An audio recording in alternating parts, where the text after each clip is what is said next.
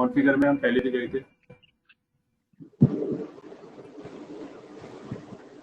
Mic off कर लीजिए भाई, नंबर ने संदीप जी, माइक ऑन क्यों कर तो बोलूँ तब माइक ऑन करना। तो मैंने आपको 3 लेसन पे जितनी भी चीज़ें मैंने बताई अभी तक वो सब चीज़ें हमने कर ली हैं। आज हम सीखेंगे कैसे हम एक्सपोर्ट कर सकते हैं अपनी रिपोर्ट्स को डिफरेंट फॉर्मेट में। तो देखिए, सबसे पहले हम यहाँ पर सबसे नीचे दाईं तरफ जाएंगे F12 पे कॉन्फ़िगर करने। कॉन्फ़िगरेशन की विंडो ओपन होगी, यहाँ पर आपको जाना है डेटा कॉन्फ़िगरेशन, और डेटा कॉन्फ़िगरेशन के अंदर आपको एंटर करके जाना है लोकेशन ऑफ एक्सपोर्ट फाइल्स में। ये वो लोकेशन है जहाँ पर आपकी सारी की सारी फाइल्स एक्सपोर्ट होगी।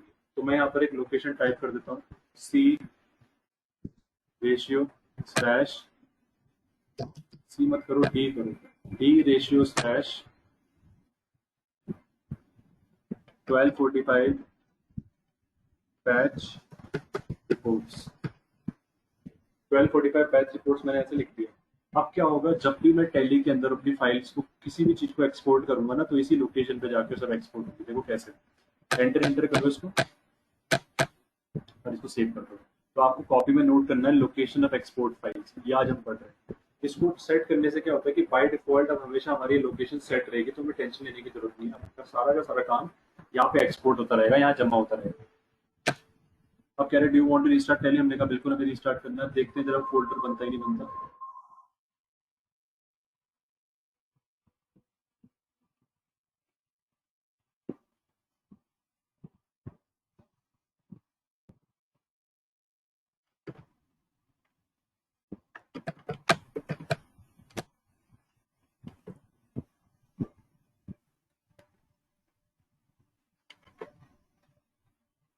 कहीं दिख रहा है किसी को फोल्डर? नहीं, डी ड्राइव पे व्यू में हूँ, मेरे को तो यहाँ पे कहीं भी फोल्डर नहीं दिख रहा है। आपको दिख रहा है तो बताओ। नहीं आया ना? आया नहीं आया?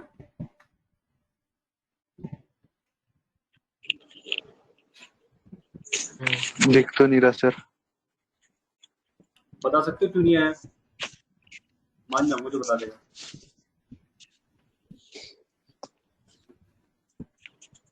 तो सुनो, फोल्डर इसलिए नहीं आया है क्योंकि टैली के अंदर, टैली क्या कंप्यूटर के अंदर कभी भी फोल्डर के अंदर ये नहीं आ सकता, रेशियो नहीं आ सकता कभी भी। मैंने रेशियो टाइप कर दिया था, याद है, 1245 बैच दिखाने के लिए। ये सिंपल जो कॉलम का होता है ये नहीं आ सकता।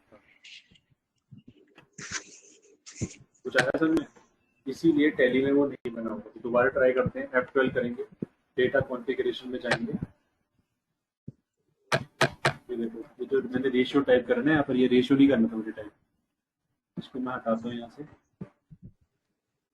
इसकी जगह में अंडरस्कोर लगाया। अंडरस्कोर तो आ सकता है। अब करते हैं,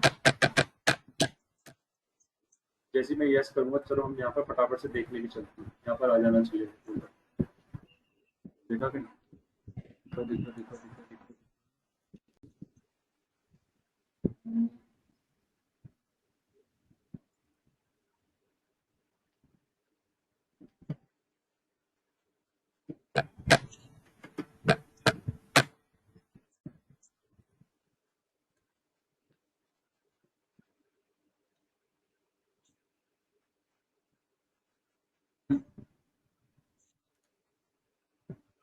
तो अब इसके पीछे कारण क्या है, क्यों नहीं आ रहा है?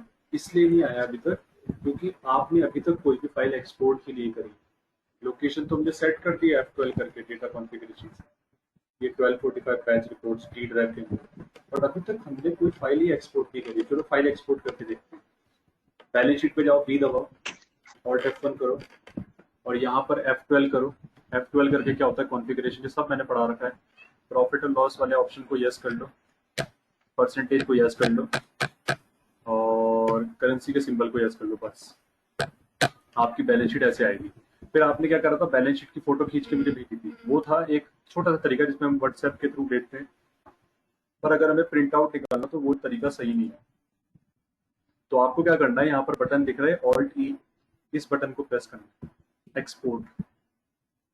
ऑल्ट के साथ ई दबाने, इसकी शॉर्टकट की एक्सपोर्ट करने के लिए। यहाँ पर आप क्लिक करेंगे, क्लिक करते ही देखो यहाँ पर लोकेशन सेट है, देख रहे हो?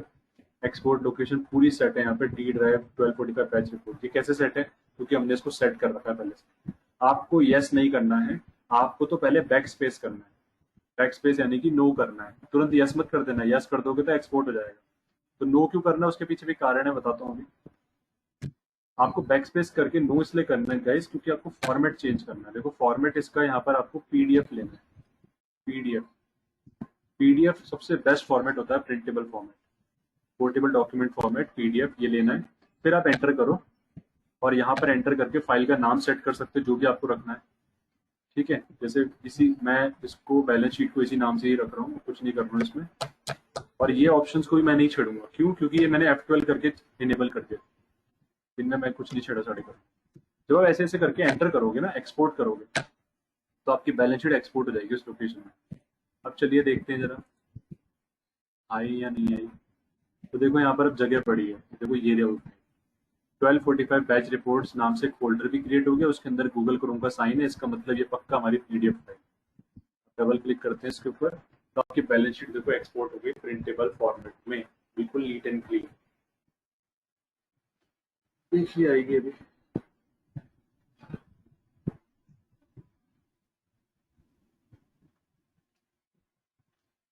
आगे सबको समझ में? Yes sir. सर अब हम क्या करेंगे, टैली पे वापस जाएंगे और अब प्रॉफिट एंड लॉस अकाउंट को भी ऐसे ही एक्सपोर्ट करेंगे। प्रॉफिट एंड लॉस अकाउंट पे जाओ, एंटर करो, ऑल्ट F1 करो, बट इसमें एक्सपोर्ट करने लायक तो कुछ है ही नहीं, क्योंकि हमने इसमें कोई ना कोई खर्चे ना कोई इनकम कुछ भी क्रिएट नहीं कर रखा है। So what we are going to do, हम एस्केप करेंगे यहाँ पर। बैलेंस शीट तो ऑलरेडी हमारी क्रिएटेड है ही, ठीक है, P&L अकाउंट में कुछ है ही नहीं क्योंकि एक्सपेंस इनकम है ही नहीं। तो आपको यहाँ पर बैलेंस शीट के अंदर ही जाना है और F10 करना है अकाउंटिंग रिपोर्ट्स के लिए। और अकाउंटिंग रिपोर्ट्स पे F10 करने के बाद ये दोनों रिपोर्ट्स लीजिए, बिल्स रिसीवेबल, बिल्स पेपर, इसको एक्सपोर्ट करना है। बिल्स पेबल को कर लेते हैं पहले, एंटर करो। देखो ये हमारी बिल्स पेबल की रिपोर्ट। इसमें अगर आपको एजिंग एनालिसिस लगाना है तो लगा सकते हो, बट मुझे फिलहाल नहीं लगाना है, मुझे तो ये रिपोर्ट एडिटिव करनी है एक्सपोर्ट। तो यहाँ पर मैं इस बटन पे क्लिक करूंगा, इस पे लोकेशन अपने आप देखो ये आ भी रही है।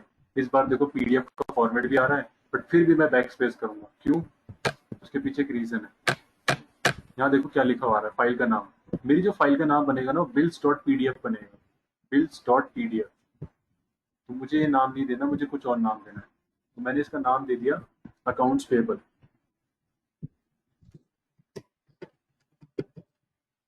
अकाउंट्स पेबल्स लिखे मैंने। अब ध्यान रखना, आपको अंत में डॉट करके पीडीएफ भी लिखना पड़ेगा, क्योंकि ये फाइल का फॉर्मेट है। अगर आप डॉट करके पीडीएफ नहीं लिखते हो तो फाइल पीडीएफ फॉर्मेट में नहीं होगी एक्सपोर्ट। एंटर एंटर करके फिर आप इन डिटेल को एडिट छोड़ो, इनको मत छेड़ना और इसको ऐसे ही एक्सपोर्ट कर दो। डन। बस आपको बैक स्पेस इसलिए करना था जिससे कि आप पीडीएफ फॉर्मेट लेकर फाइल का नाम डाल सको। एंटर करो और जरा देखने चलते हैं। देखो यहाँ पे अकाउंट्स पेबल आ गया, डबल क्लिक करोगे, आगे लो,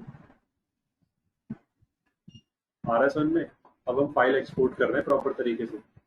अब हमें बिल्स रिसीवेबल भी देखना है, बिल्स रिसीवेबल की फाइल एक्सपोर्ट करनी है, तो करते हैं। इसके लिए हम क्या करेंगे, F10 दबाएंगे, अकाउंटिंग रिपोर्ट्स, बिल्स रिसीवेबल ले लेंगे और एंटर कर देंगे। एंटर करते हैं, यहाँ पर ये रहा बिल्स रिसीवेबल। ऑल्ट ई दबाओ दोबारा से एक्सपोर्ट करने के लिए, बैक स्पेस करो और यहाँ पर फाइल फॉर्मेट पीडीएफ चाहिए, बिल्कुल सही लोकेशन में, बिल्कुल झकास है। आउटपुट फाइल का नाम डालना है अकाउंट्स रिसीवेबल्स।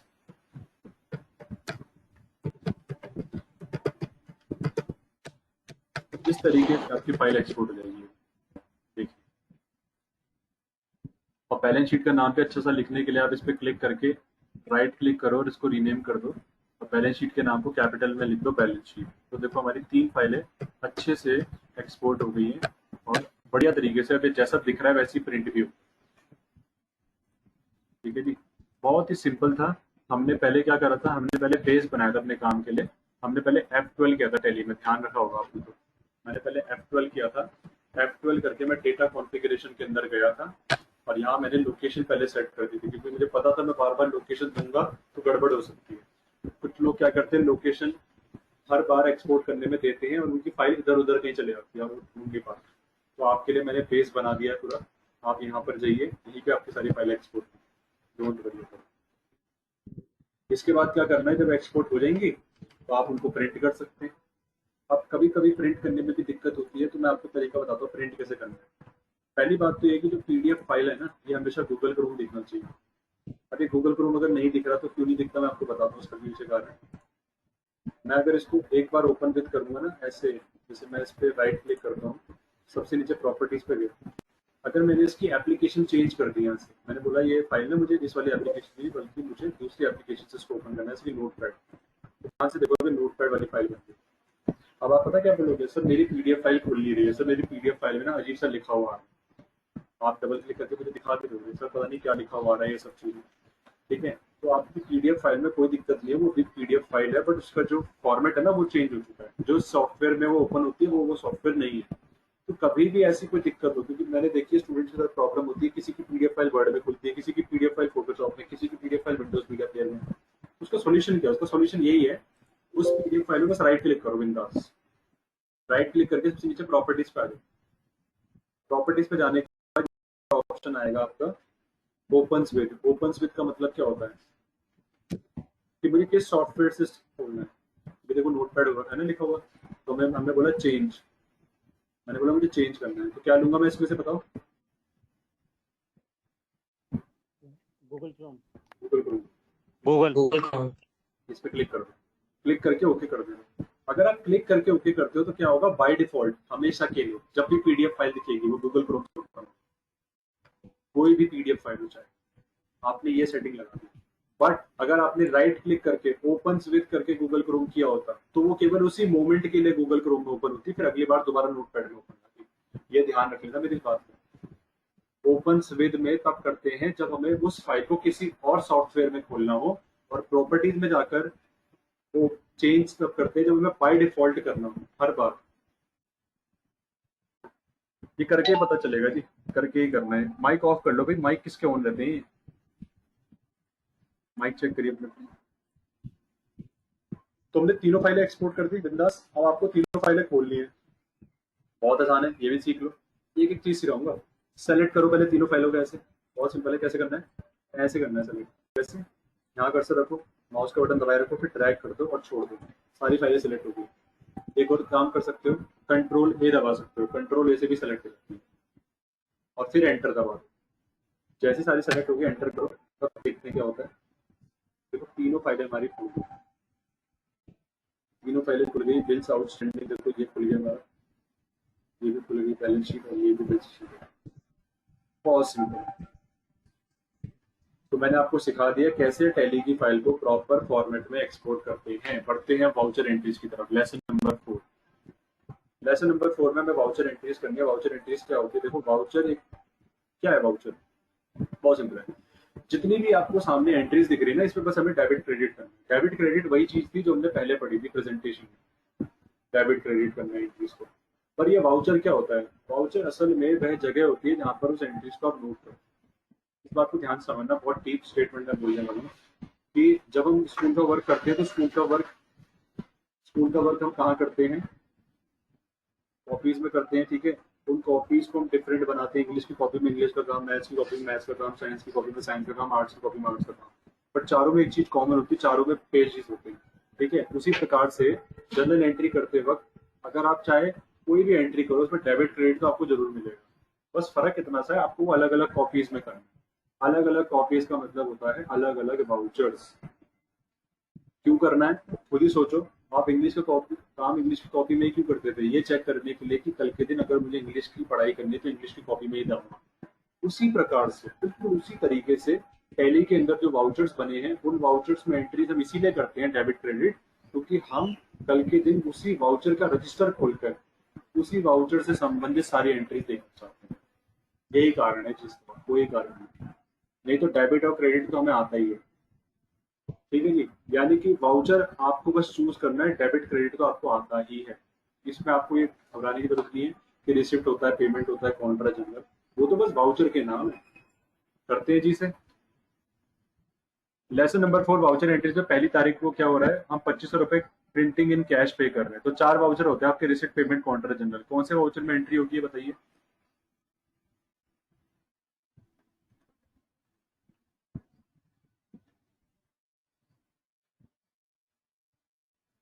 ये वाली एंट्री कौन से वाउचर में होगी।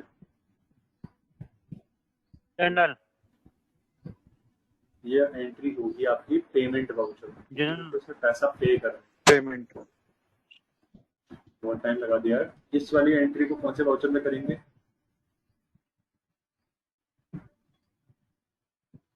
पेमेंट में होगी सर जी।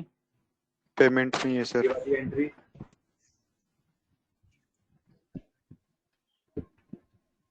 कौन सी सर? सर जी कॉन्ट्रा में होनी चाहिए। ये भी पेमेंट में होगी, काउंटर में पेमेंट पेमेंट जा रहा है, पेमेंट बस ये देखना। ये वाली entry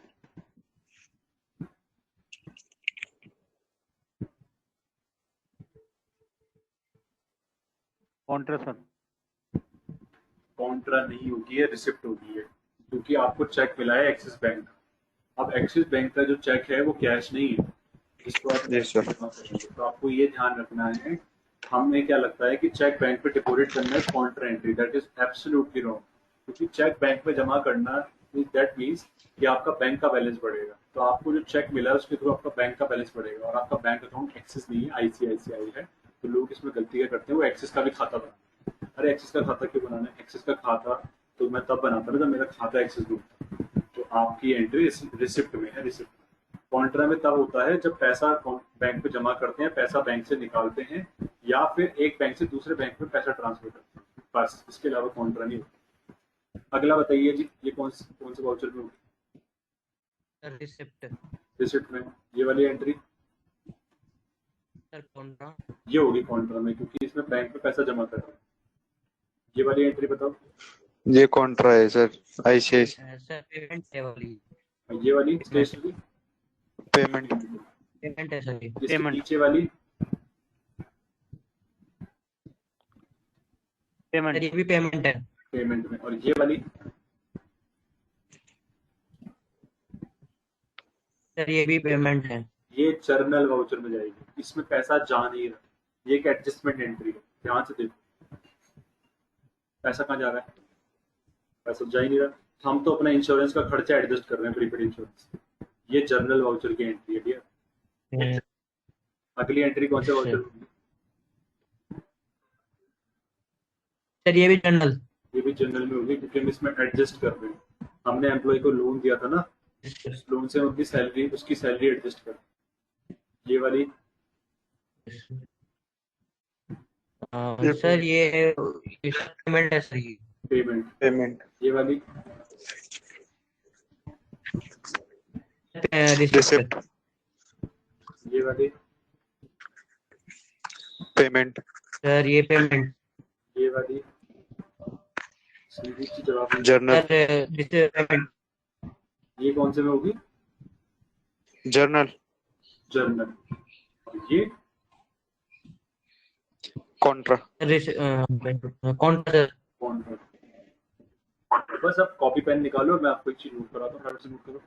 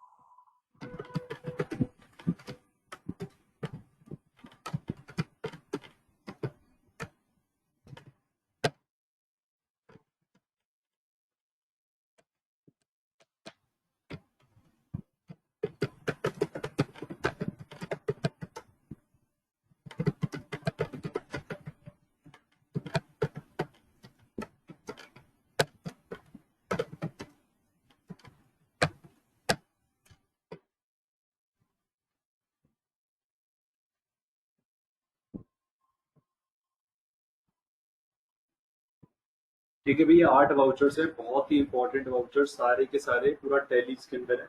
receipt, payment, contra, journal, purchase, sales, debit note, credit note. ठीक है, इससे बाहर नहीं है टैली। 8 के 8 वाउचर्स में हमें एंट्री पास करना आना चाहिए। करिए से नोट फटाफट से, जब नोट हो जाए तो मुझे बता। हो गया सर। भाई मेरे साथ ही कर रहे थे क्या? चलो यस सर। बाकी लोग भी बताओ भाई, हो गया तो। हो गया सर।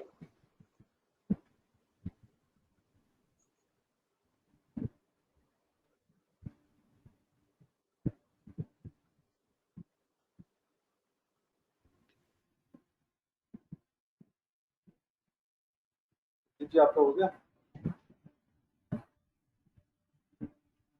जी की आवाज कम आ रही है, क्या हुआ? तबीयत ठीक है? हो गया सर जी।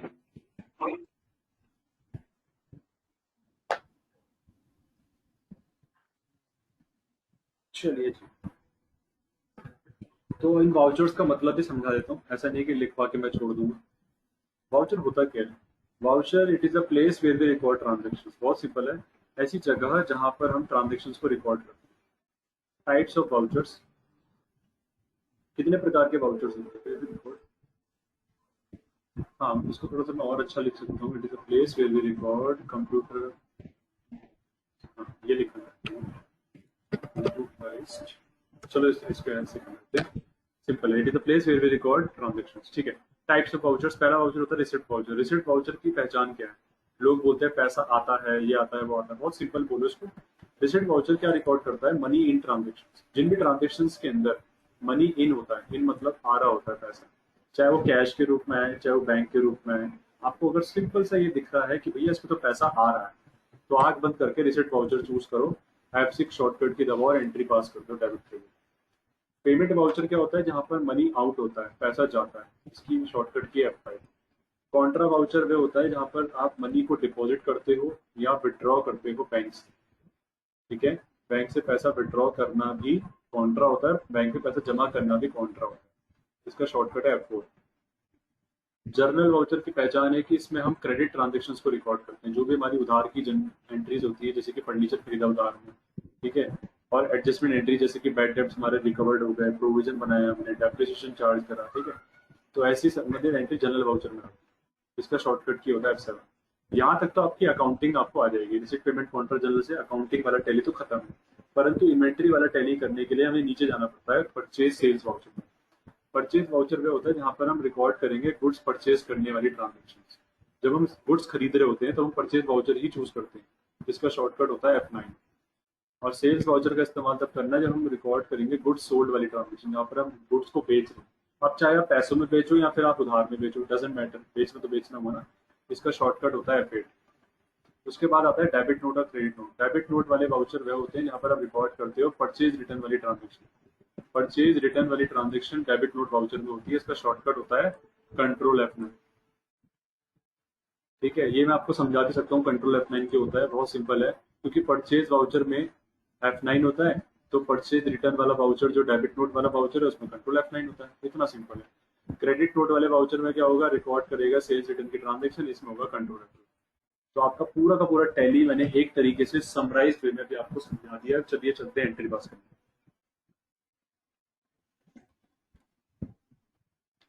पहले हमारी अच्छी आदत, हम अच्छी आदतों को लेके चलेंगे। पहले हमें क्या करना है? हमें पहले लेजर्स बनाने हैं। तो फटाफट से मैं जरा लेजर्स देख लेता हूँ क्या क्या है। प्रिंटिंग का मुझे खाता बनाना पड़ेगा, कमीशन का बनाना पड़ेगा, और डिविडेंड रिसीट का बनाना पड़ेगा। तो यहाँ तक मैं इसको मार्क कर लेता हूँ, फिर मैं टैली कर पहुँचता हूँ।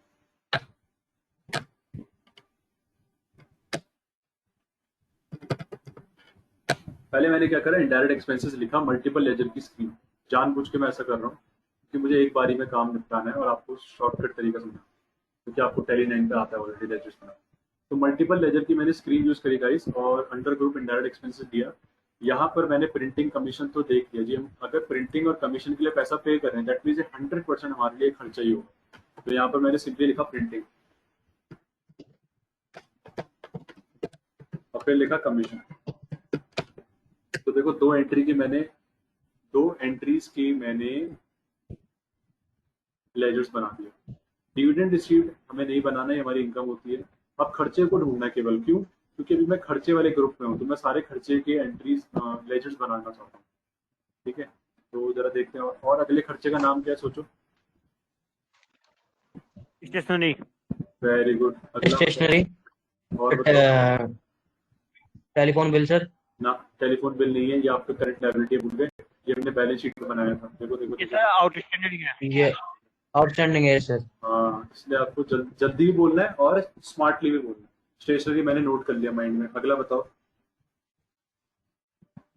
Sir travelling expenses. कहाँ है वो? तो आप नीचे चले गए, यहाँ पर देखो, इंश्योरेंस ट्रैवलिंग। नहीं है? Insurance, yes sir. Insurance salary, charges. Salary भी है देखो।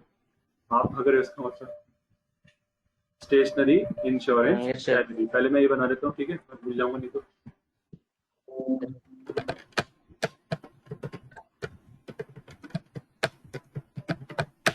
ठीक है गाइस, ये मैंने कर लिया है। आप बताइए मुझे इसके बाद और कौन से खाते बनाने हैं मुझे।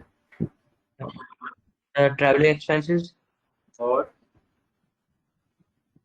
और सर और नहीं सर कोई। और नहीं, ट्रैवलिंग एक्सपेंस है। Very good.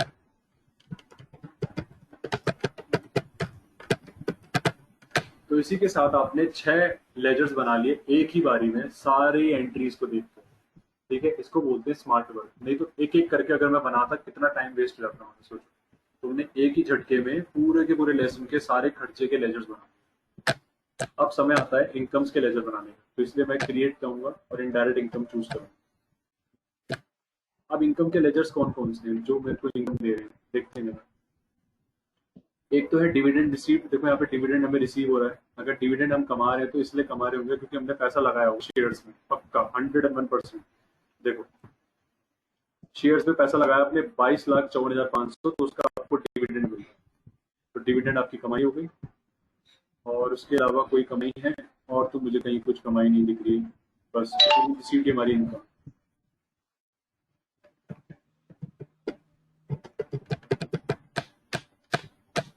लीजिए जी, खर्चे और कमाई के सारे लेजर हमने हटा दिए। और कोई लेजर तो नहीं रह गया। अब और कोई लेजर अगर बचता है ना, तो उसको हम ऑनलाइन बना लेंगे। ठीक है जी, क्योंकि अब हमने एक तरीके से, यस सर। समझने की कोशिश करो, आपको स्मार्ट वर्क करना, आपको हार्ड वर्क नहीं करना। हार्ड वर्क क्या है? मैं एक एक करके लेजर बनाऊं और एंट्री देखूं, फिर मैं लेजर बनाऊं, फिर मैं एंट्री करूं, फिर लेजर बनाऊं, फिर एंट्री करूं। ये हार्ड वर्क है। स्मार्ट वर्क क्या है? हमने एक बारी में मल्टीपल लेजर्स का इस्तेमाल करके वो सारे लेजर्स बनाए जो एक ही बारी में दिख रहे हैं। फिर हम ऑल्ट सी करके बना लेंगे। समझ रहे हो? इसका कोई रॉकेट साइंस का रूल नहीं कि भाई हमें ऐसे ही चलना है, वैसे चलना है। आइदर और में मत जियो, चीजों को एडिटिव देखो, रियलिटी को एडिटिव देखो, स्मार्ट वर्क। अकाउंटिंग वाउचर्स पे जाएंगे। अकाउंटिंग वाउचर्स पे जाने के बाद चलते हैं पहली एंट्री की तरफ। 1 अप्रैल 2018 को 2500 रुपए पे कर रहे हैं प्रिंटिंग बाय कैश। बट मजे की बात यह है कि हम 1 अप्रैल को ही कमीशन के लिए भी पे कर रहे हैं 5,000 रुपए बाय कैश। तो दोनों एंट्रीज हम 1 तारीख में कर सकते हैं, नहीं कर सकते? सर कर सकते कर सकते हैं। हैं।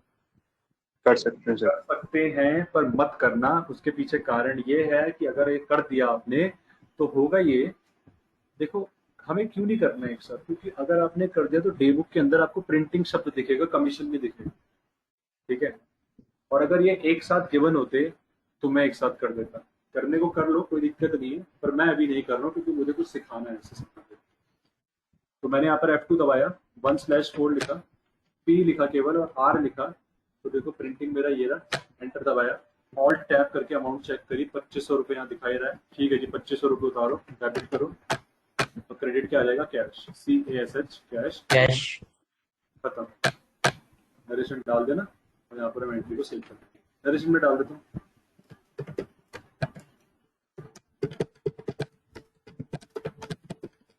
मैंने लिखा being expenses paid by cash. अब नरेशन बहुत थका हुआ काम है, कब कब नरेशन डालेंगे। चलो इसके भी पीछे हम कोई रीजन देखते हैं क्या कर सकते हैं। 5,000 रुपये मैंने कमीशन के लिए पे करे दोबारा। ठीक है, अब हम अगली एंट्री कर रहे हैं, 5,000 रुपये कमीशन के लिए पे करे। तो सी दबाओ, मेरा कमीशन का खाता, 5,000 रुपये लिखेंगे और यहाँ पे सी दबाएंगे कैश लेने के लिए। एंटर करेंगे। अब नरेशन देखो, पहली वाली एंट्री ही है नरेशन। जो पहली वाली एंट्री थी उसी की नरेशन हमें यहाँ डालनी है। तो उसका शॉर्टकट होता है कंट्रोल R। कंट्रोल R से जो पिछली एंट्री की नरेशन होती है वो करंट एंट्री की नरेशन में आ जाता है। लिख लो इसे, बहुत इंपॉर्टेंट शॉर्टकट है, कंट्रोल+R।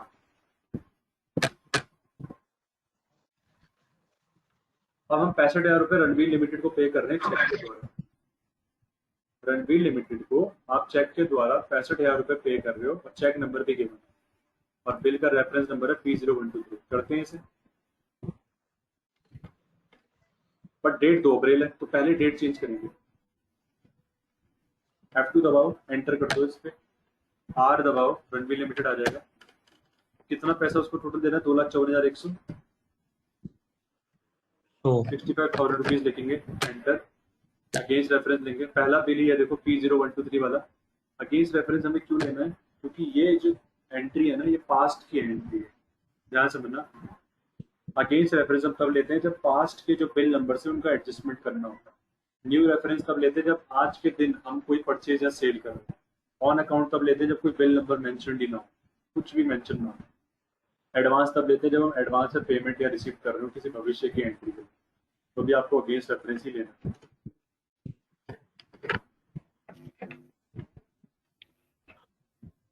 हेलो हेलो हाँ बोलो। सर, अगर हम यहाँ अगेंस्ट रेफरेंस की जगह न्यू रेफरेंस ले लेते हैं तो क्या बैलेंस शीट में कोई फर्क पड़ेगा बैलेंस शीट में कोई फर्क नहीं पड़ेगा, पर या कोई एंट्री कर दो? गलत हो जाएगा वो, गलत, क्योंकि आपके बिल ही खत्म नहीं होंगे तो फायदा क्या होगा? अच्छा अच्छा, तो आपको यहाँ पर अगेंस्ट ठीक है। रेफरेंस ही लेना है, क्योंकि आपको ये बिल की देखो वैल्यू कम करनी है ना। देखो मैं बताऊंगा इसके पीछे कारण। एंटर करो इसे, 65,000 रुपये में देखो इसको खत्म कर दो। अब क्रेडिट में क्या आ जाएगा, कैसे पे कर रहे हैं जरा पता करते हैं। हम उसको चेक के द्वारा पे कर रहे हैं। अब चेक के द्वारा पे कर रहे हैं तो चेक अकाउंट तो आता नहीं है, बैंक बैंक आएगा। तो आपको बस बी, बैंक सर ICICI। देखो ICICI बैंक दे रहा। 65,000 रुपये आ गए, एंटर करो, एंटर करो, एंटर करो, एंटर करो, चेक नंबर डाल दें। आपको इधर आता है इंस्ट्रूमेंट नंबर में चेक नंबर। अगर आपको इंस्ट्रूमेंट नंबर नहीं मिलेगा तो आपको यहाँ पर F12 कॉन्फ़िगर पे जाना है और ये ऑप्शन इनेबल करना है, show instrument number during voucher creation. ये वाला ऑप्शन आपका यस होना चाहिए। अगर ये यस है तभी आपको इंस्ट्रूमेंट नंबर दिखेगा। इंस्ट्रूमेंट नंबर डाल दीजिए 101201, 101, 201, बस। और यहाँ पे नरेशन डाल सकते हैं।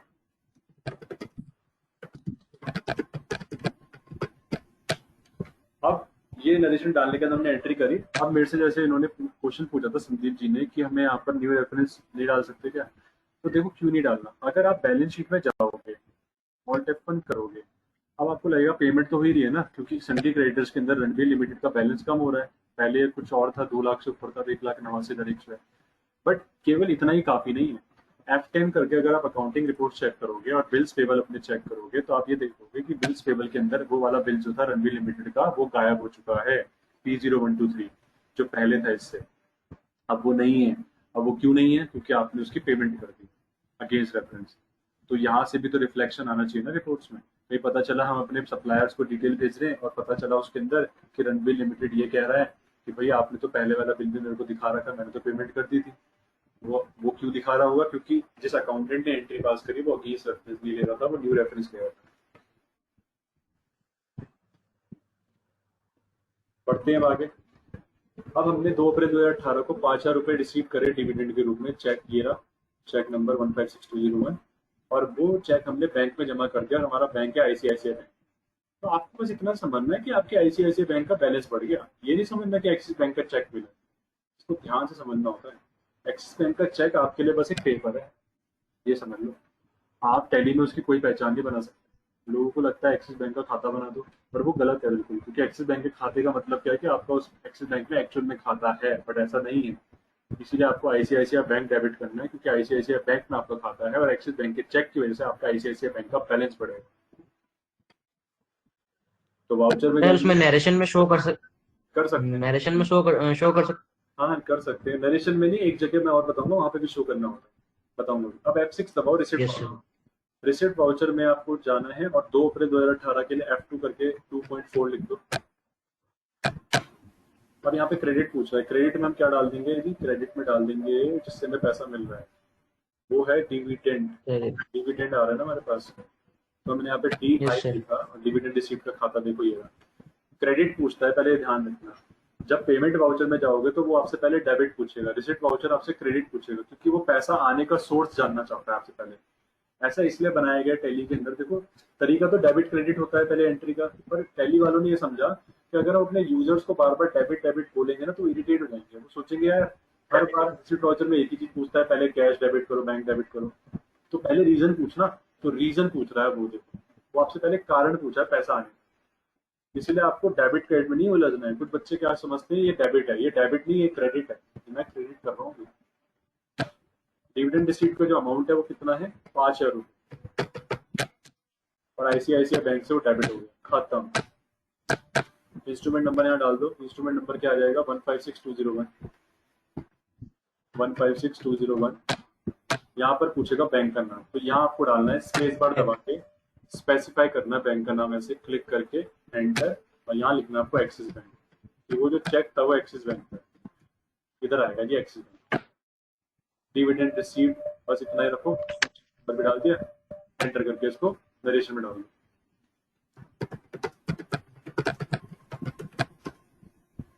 और नरेशन में चेक नंबर जरूर डाले करो, 15620। इस तरीके से मैंने चेक नंबर भी डाल दिया, अच्छी आदत होती है।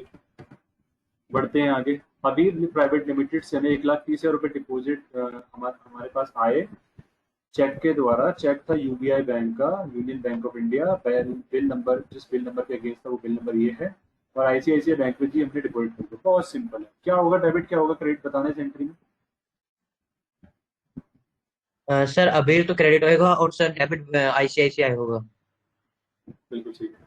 तो यहाँ पर आपको रिसिप्ट वाउचर ही लेना है, और डेट जरूर चेक कर लेनी है। देखो अब डेट महीना अभी बदल गया, 1 मई हो चुका है, तो आपको यहाँ पर ऑल टैप करके F2 करके 1.5 लेना है, 1 मई। क्रेडिट में आ जाएगा जी अपील प्राइवेट लिमिटेड, 2,50,000 रुपये में से मिलने हैं, और यहाँ पर हमें अभी दे रहा है कितना, 1,30,000 रुपये। तो 1,30,000 लिख लीजिए, एंटर करिए। अगेन रेफरेंस दोबारा से देखो अपने आप ही आ गया, वही लेना है हमें, और यहाँ पर S1261 वाला ये नंबर आ जाएगा। बस डेबिट में क्या आ जाएगा, आईसीआईसीआई बैंक, क्योंकि वो जो चेक है यूनियन बैंक ऑफ इंडिया को आप आईसीआईसीआई बैंक में जमा कर रहे हो। चेक नंबर डाल दीजिए, यहाँ पे चेक नंबर है जी 658400, और बैंक का नाम है, स्पेसिफाई कर दीजिए यूबीआई।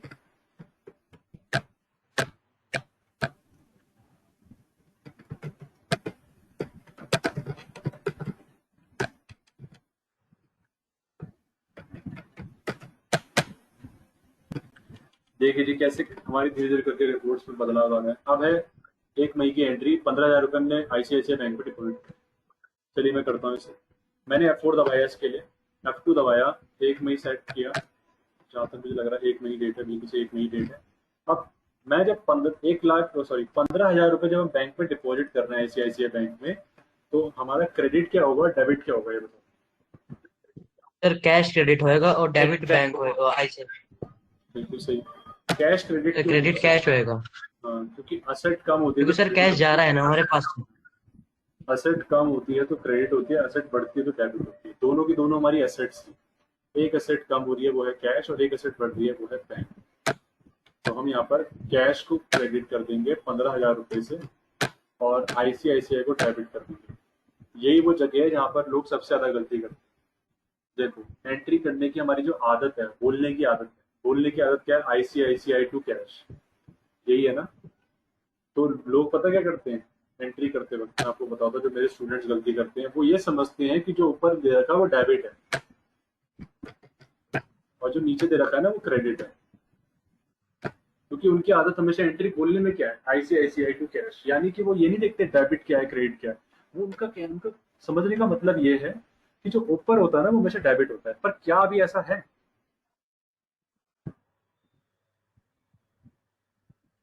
नहीं सर। बताओ जी, आप बताओ।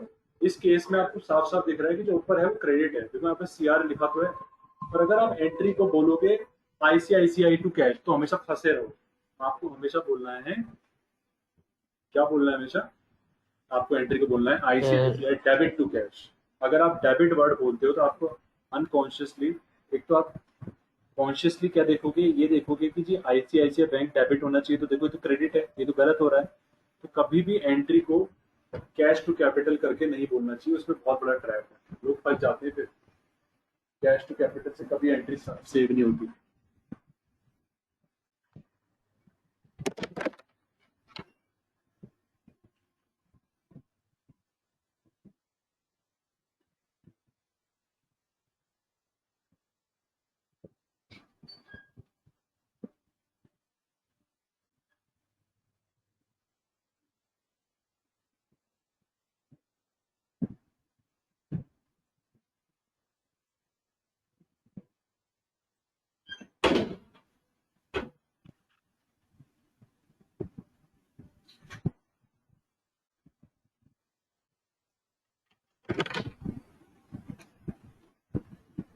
हेलो, हाँ सॉरी, थोड़ी मधुमक्खी की आ गई थी। तो अब यहाँ पर हमें क्या करना है, अकाउंटिंग वाउचर्स पे जाना है, F4 दबाना है और आपको यहाँ पर क्या लेना है, क्रेडिट में ले लेंगे हम कैश।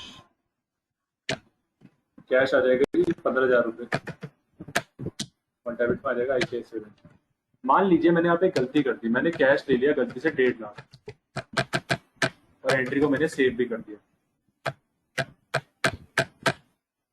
ये मैंने गलती कर दी। अब इस गलती का क्या सॉल्यूशन है, बहुत ही सिंपल है। अगर आपको इस गलती को सॉल्व करना है, तुरंत करेक्ट करना है, तो पेज अप का बटन है। जब भी एंट्री सेव हो बाहर मत जाओ, पेज अप का बटन दबाओगे तो वही एंट्री खुल जाएगी जो आपने अभी भी पास करी। समझ में आ गया तीनों को? हाँ जी। लिखते रहिए सबको।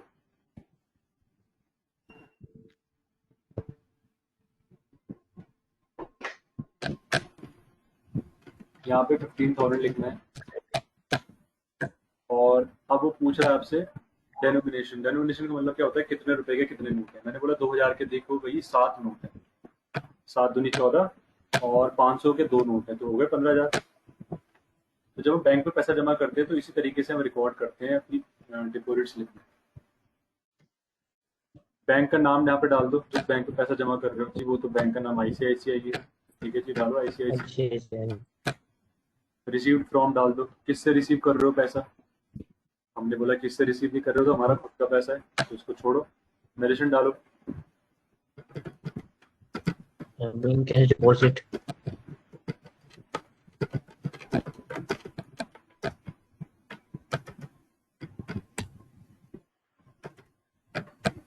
इस तरीके से भी लिख दो जिससे कि रिकॉर्ड बना रहे। अगली एंट्री करते हैं, 2,500 हम स्टेशनरी में पे करना है कैश में। फटाफट से इसको F5 करेंगे, F2 करेंगे, 2 में ही डाल देंगे डेट और स्टेशनरी डालेंगे डेबिट 2,500 कैश क्रेडिट डन। और यहाँ पर हम Ctrl+R चला सकते हैं, पर Ctrl+R चलाने से पिछली वाली एंट्री की खुलेगी नरेशन।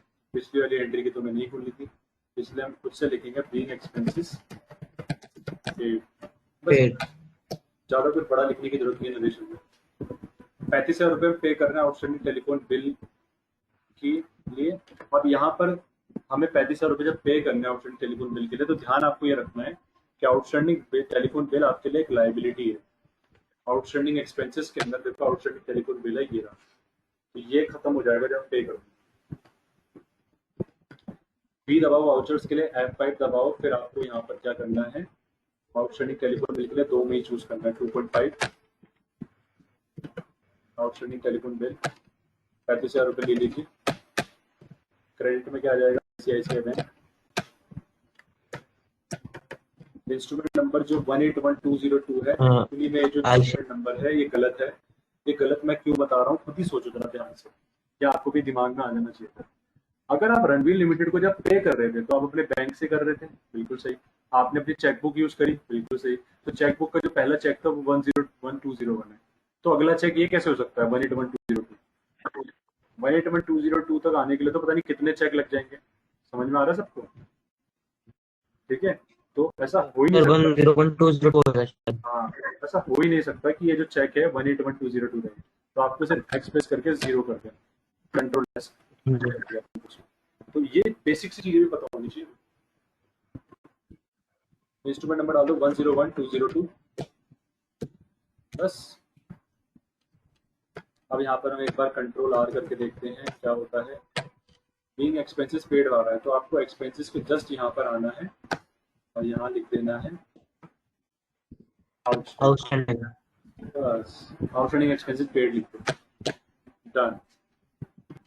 इसका क्या सबूत है, वो पेमेंट हमारी 0 हो गई। देखो आउटस्टैंडिंग टेलीफोन बिल का खाता जो करंट बैलेंस में वो 0 हो चुका है। आपको बैलेंस शीट में भी जाने की जरूरत नहीं है, आप यहीं से पता कर लोगे कि बैलेंस शीट में बैलेंस 0 हुआ होगा, क्योंकि खाता हमारा 0 हो चुका है। करंट बैलेंस को जरूर देखें, इस पर मैंने फोकस करा था आपका टैली 9 के एंट्रीज के टाइम।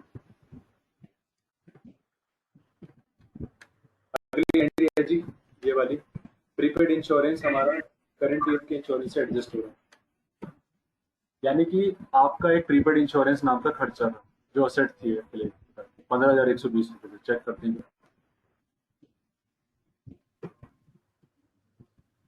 देखो ये भी प्रीपेड इंश्योरेंस 45,120 कह रहा है। 45,120 की जो आपकी एसेट है ना, इसमें से आपने खर्चा यूज कर लिया है 15,120 तक। 15,120 तक का बेनिफिट ले लिया, तो आपको इस एसेट को राइट ऑफ करना है। ये अकाउंटिंग की सच्चाई है कि कोई भी एसेट या लाइबिलिटी का जो बैलेंस होता है उसने कम तो होना ही होना है, अगर वो एक बार बढ़ा है तो आपको इस बैलेंस को राइट ऑफ करना है, यानी कि इसको कम करना है। तो 45,120 की जो एसेट है इसको कम करना है 15,120 तक। तो एसेट जब भी डिक्रीज होती है तो हमेशा क्रेडिट होती है, तो दैट्स आपको प्रीपेड इंश्योरेंस को क्रेडिट करना है। और जिस नाम से आप ये करोगे वो है इंश्योरेंस, तो एंट्री होगी इसकी insurance account debit to prepaid insurance. इस एंट्री को आपको जनरल वाउचर में करना। चलते हैं जनरल वाउचर में, बी दबाओ, F7 दबाओ, F2 करो और 2 मई टाइप करो, इंश्योरेंस डेबिट कर दो 15,120। 15,120 से अपने इंश्योरेंस को डेबिट करो तो हमारे लिए खर्चा है। अब क्रेडिट कर देंगे प्रीपेड इंश्योरेंस। प्रीपेड इंश्योरेंस हमारा 30,000 रुपये रह जाएगा। क्यों ऐसा हम इसलिए कर रहे हैं इस एंट्री को, क्योंकि ध्यान रखना है आपको हमेशा कि अगर आपने कोई एडवांस में कोई खर्चा पे करा है जैसे प्रीपेड इंश्योरेंस, तो एडवांस में जो आपने वो एक्सपेंसेस पे करा ना, वो जिंदगी भर के लिए वैसे नहीं रहने वाला, उसमें कम तो होना ही होना। तो आप उसे कम करोगे इंश्योरेंस के नाम से, क्योंकि इंश्योरेंस ही वो खर्चा है जिसकी वजह से वो कम होगा। बस इसको आप कर दो, एंटर करिए। बोलो बोलो। प्रीपेड इंश्योरेंस किस ग्रुप के अंदर रखेगा सर? करंट एसेट्स के अंदर आया था बेटा, ये हमने लेसन नंबर 2 में बनाया था बैलेंस शीट में।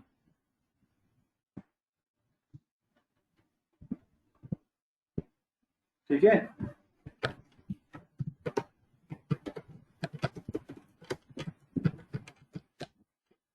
तो प्रीपेड इंश्योरेंस का हमने अमाउंट एडजस्ट कर दिया इसी तरीके से। पढ़ते हैं आगे फटाफट से।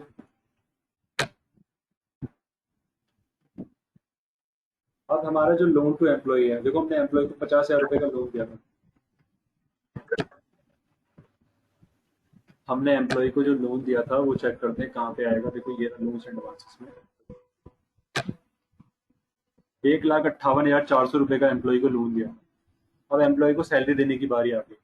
अब एम्प्लॉय को सैलरी को दे भाई, जब हमने उसको लोन दे रखा है तो पहले वो अपना लोन का पैसा भुगतान करे तब सैलरी ले। तो एम्प्लॉय ने क्या बोला, सर एक काम करो, जो मुझे आपको लोन का पैसा वापस करना है ना, उसी में से सैलरी मेरी काट दो।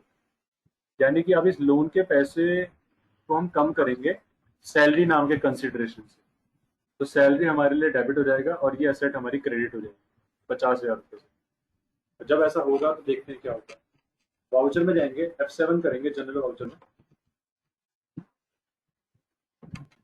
डेबिट हो जाएगा पहले सैलरी 50,000 से। देख रहे हो एक ही बारी में लेजर्स बनाने का क्या फायदा रहा। हमने जब एक ही बारी में लेजर्स बनाए तो देखो थकान ही नहीं है उस टाइम, क्योंकि आपने एक ही बारी में सारे एक्सपेंसेस के लेजर बना दिए तो थकान ही नहीं है। एंटर करेंगे और क्रेडिट कर देंगे लोन टू एम्प्लॉय। अब देखो ये वाला खाता पहले हमारा 1,58,400 का था, अब 1,08,400 का हो जाएगा क्योंकि आपने इसको कम करा है। बट एम्प्लॉय ने तो लोन दिया ही नहीं। अरे एम्प्लॉय ने लोन का पैसा नहीं दिया, पर आप उसको सैलरी तो दे रहे हो ना इस लोन के नाम से, उसको कंसिडरेशन के रूप में आप सैलरी के रूप में रिकॉर्ड कर रहे हो। तो एक तरीके से आपने एम्प्लॉय को सैलरी दे दी और 1,08,400 रुपये का वो कर्जदार अभी भी हम।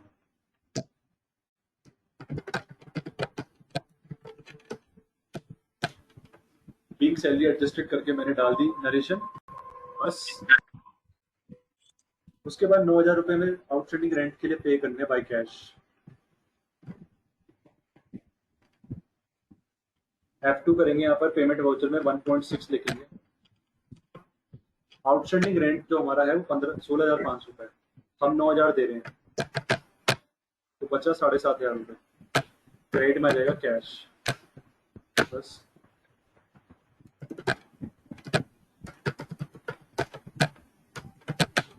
किसी को पूछना पूछ सकता है।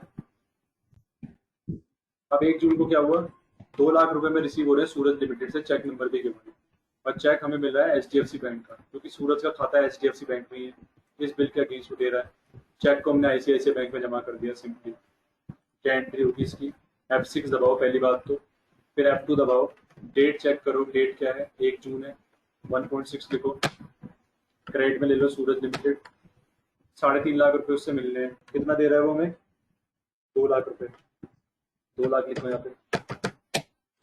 अगेंस्ट रेफरेंस लो, कौन से बिल के अगेंस्ट दे रहा है वो चेक करो। बिल नंबर दिखा रहा है S3012। सूरन लिमिटेड को हमने 2 सेल्स करी थी, एक तो करी थी हमने 1 मार्च को, दूसरी करी थी हमने 31 मार्च। 1 मार्च को जो हमने सेल करी थी उसका बिल नंबर था S3012, जिसका बैलेंस था 2,25,000 रुपये, और अभी पूरा बैलेंस बकाया है। और S4250 को हमने 31 मार्च को सेल करी थी उसे, इस वाले अमाउंट की, तो इतना बैलेंस बकाया है, तो 2,25,000 रुपये अलग मिलेंगे। अब 2,25,000 में से जब हम 2 लाख रिसीव कर लेंगे तो ध्यान से समझना, अगले बिल की जो वैल्यू होगी वो केवल अब 2 लाख मतलब 25,000 रह जाएगी। डेबिट में क्या आ जाएगा, ICICI बैंक। इंस्ट्रूमेंट नंबर है इसका 157210। बैंक आ जाएगा HDFC।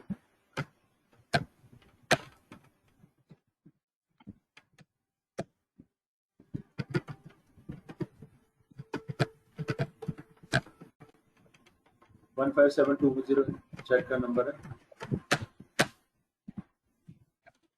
अगला है ट्रैवलिंग एक्सपेंस में पेड करे 500 रुपये। F5 करना है पहले तो, फिर आपको F2 करके 1 जून लेना है। ट्रैवलिंग एक्सपेंसेस का खाता भी देखो मैंने बना रखा था, बहुत फायदा हुआ मल्टीपल लेजर स्क्रीन से, बहुत सारा। क्रेडिट में आ जाएगा जी कैश खाता, लीजिए जी, धड़ाधड़ एंट्री पास हो गई। 1 जून 2018 को फर्नीचर हमने खरीदा 50,000 रुपए का मॉडर्न फर्नीचर। तो ये एंट्री फर्नीचर जो हमने खरीदा 50,000 रुपए का मॉडर्न फर्नीचर से, इनवॉइस नंबर भी गिवन है। इसमें डेबिट क्रेडिट क्या होगा ये बताता हूँ। Furniture account debit to modern furniture Modern account. furniture. बिल्कुल, तो फर्नीचर को डेबिट कर देंगे। आप क्या गलती करते हैं लोग क्या करते हैं, फर्नीचर का अलग से खाता बनाते हैं फर्नीचर के नाम का। फर्नीचर का खाता आपके पास ऑलरेडी है, फर्नीचर फिक्सर, तो आपको यही खाता चूज करना है गाइस। 50,000 सर दूसरा अकाउंट तो बन ही नहीं सकता।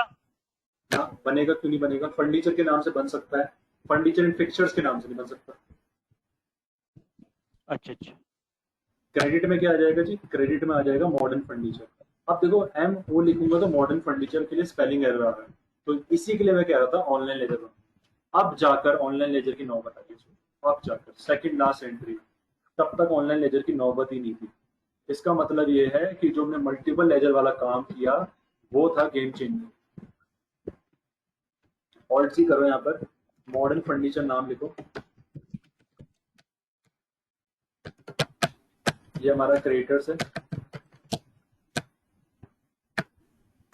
इसको सेव कर दो कंट्रोल A से। अब यहाँ पर हमें कौन सा रेफरेंस लेना है, न्यू रेफरेंस, क्योंकि हम ये परचेज कर रहे हैं फर्नीचर्स आज के दिन वर्तमान काल में। और दूसरी बात, ये जो हमें बिल नंबर भी मेंशन हो, अगर बिल नंबर होता तो मैं न्यू रेफरेंस नहीं लेता। On account. हाँ, तब हम ऑन अकाउंट लेते हैं, पर अभी हम न्यू रेफरेंस नहीं। बिल नंबर हमें गिवन था MF/001, और यहाँ पर हम नरेशन डाल देंगे बी फर्नीचर परचेज। सर आपने ये एंट्री पेमेंट पे क्यों करी? हाँ, अब वही तो चीज वही बतानी थी, जब ये पेमेंट में हो रही है तभी तो सेव नहीं हो रहा। सर ये जर्नल में होगी एंट्री सर, हाँ, अब हर चीज मैं ही देखूं। क्योंकि सर आपने बताया था सर, हम ये परचेज करेंगे फिक्स सेट और एडजस्ट करेंगे, वो जर्नल में होगी एंट्रीज। जी, तो अब ये एक्सेप्ट हो जाएगा। लास्ट क्वेश्चन, कैश विड्रॉ करा हमने 25,000 रुपए ICICI बैंक से, चेक नंबर 101203, यानी कि सेल्फ चेक दिया होगा हमने पक्का। तो कैश विड्रॉ किया तो F4 कर दो। अब कैश विड्रॉ कर रहे हो तो 25,000 रुपए आपके ICICI बैंक से कम होंगे। कॉन्ट्रा वाउचर में पहले तो डेट चेक करो, 1 जून आ रही है, हमने F2 करा 1.6 तो अपने हाथों से लिख दिया सुकून के लिए, ठीक है जी। अब जब बैंक से पैसा निकालोगे तो अकाउंट का पैसा यानी कि बैलेंस किससे कम होगा, कैश से या बैंक से? सर बैंक से। बैंक से, ऐसे ही बैंक का तो वही बैंक हमें बैंक क्रेडिट होएगा। अब आप क्या गलती करोगे, ध्यान रखना, आप तीनों में से कोई ना कोई गलती जरूर करेगा। आप यहाँ पर कैश ले लोगे क्योंकि आपके दिमाग में चढ़ा हुआ है कैश डेबिट टू बैंक होता है। समझ लेना इस चीज को ध्यान से, आप करोगे मैं आपको गारंटी दे रहा हूँ, क्योंकि दिमाग में क्या कंडीशनिंग हो रखी है, पहले डेबिट आता है फिर क्रेडिट आता है ना। पहले ये देखना है कि वो पूछ क्या रहा है, वो क्रेडिट पूछ रहा है, तो इसीलिए मैंने आपसे सवाल भी पूछा। आईसीआईसीआई बैंक से बैलेंस कम होगा, 17 कितना है, 1,77,63,683 रुपए हमारे बैंक में पड़ा हुआ है, बहुत ज्यादा रुक रहा है, 25,000 रुपये हम इससे निकाल रहे हैं, तो ध्यान रखना ये बैलेंस कम होना चाहिए। एक और प्रूफ है इसका, अगर ये बैलेंस कम होगा तो इसका मतलब आप सही कर, देखो बैलेंस बैकग्राउंड में देखो, अब 38 हो गया। इंस्ट्रूमेंट नंबर डाल दो यहाँ पर 101203 और डेबिट में आ जाएगा कैश। कैश कैश आएगा। कर रहा हूँ वेट, शान गदादारी being cash withdrawn from bank, done, सारी एंट्रीज हमारी समाप्त। Lesson number 4 is done. Lesson number 4 का जो सबसे इंपॉर्टेंट पॉइंट था वो था मल्टीपल लेजर्स क्रिएट करना, बहुत ज्यादा जरूरी। उसके बाद अब हम यहाँ पर इसकी रिपोर्ट देखते हैं। इसकी रिपोर्ट है डे बुक। डे बुक को देखना है at all level. Day book पूरा का पूरा आपको सारा चेक करना है ऑल लेवल्स। तो कैसे करेंगे, डी से डिस्प्ले, डी से डे बुक। अब डे बुक की जो एंट्रीज है उसका मतलब क्या होता है, डे बुक का काम है डे टू डे एंट्रीज दिखाना, डे टू डे। 1 जून की एंट्रीज इतनी थी, F2 करो 1.4 लिखो तो 1 अप्रैल की सारी एंट्रीज आ जाएगी, F2 करो 1.5 करो तो 1 मई की सारी आ जाएगी। अब सारी एंट्री लाने का तरीका क्या होता है, 2 तरीके होते हैं। आप Alt F2 करो 1/4 लिखो और नीचे लिख दो 1/31/3, तो पूरे साल की एंट्री आ जाएगी। दूसरा तरीका बताता हूँ, Alt F2 करो स्पेस बार एंटर दबाओ, इससे भी काम हो जाता है। ये भी लिख लेना दोनों चीजें, ठीक है जी। सारी एंट्रीज हमारी, क्या कह रहे हो, एक बार कर करके दिखा दो सर, स्क्रीन चल नहीं रही है। क्या कह रहे हो, सुनाई दो। मैं कह रहा हूँ एक बार वो डेट करके दिखा दो। देखो जब हम डे बुक में जाते हैं डिस्प्ले के अंदर, डिस्प्ले ये रहा डे बुक, तो Alt F2 करना है और स्पेस बार एंटर करना है, इससे सारी की सारी एंट्रीज आ जाएगी हमारी। अब सारी एंट्रीज आने के बाद क्या करना है, इसको डिटेल व्यू में देखना है, क्योंकि यहाँ पर बोला गया है check day book at all levels. तो अब आपका होमवर्क ये है कि आपको खुद से ये सारी की सारी चीजें, F12 configure, F4 change voucher, Alt F1, ये सब चीजें खुद से करनी है, ठीक है। फिर मैं नेक्स्ट क्लास में यानी कि परसों आप ट्यूसडे को आपसे पूछूंगा कि क्या क्या चीजें ऐसी हैं जो आपको ये नहीं पता। जैसे मैं आपसे बोलूंगा ये वाली एंट्री दिखाओ, इन एंट्री को इस तरीके से दिखाओ, वो मैं पूछूंगा। तो आपका होमवर्क क्या है, ध्यान सुनो। आपका होमवर्क ये है कि लेसन 1, 2, 3, 4 कंप्लीट करना है पूरा टैली के अंदर, और balance sheet, account receivable, accounts payable को इस वाले फॉर्मेट में एक फोल्डर के अंदर डालना, जो मैंने आज सिखाया था, एक्सपोर्ट करना। दूसरा काम क्या है, लेसन नंबर 4 की सारी एंट्रीज कंप्लीट करना और डे बुक को ऐसा दिखाना। और तीसरा काम है सबसे इंपॉर्टेंट, वो है कॉपी में जनरल एंट्रीज रिकॉर्ड करना बिना देखे, यानी कि प्रोजेक्ट को देखकर आपको कॉपी में जनरल एंट्री रिकॉर्ड करनी, क्या डेबिट होगा क्या क्रेडिट होगा, इससे पता चलेगा कैसे आता है। सारा काम हो जाना चाहिए, मैं चेक करूंगा और अब मैं अपनी वाणी को सर हम तो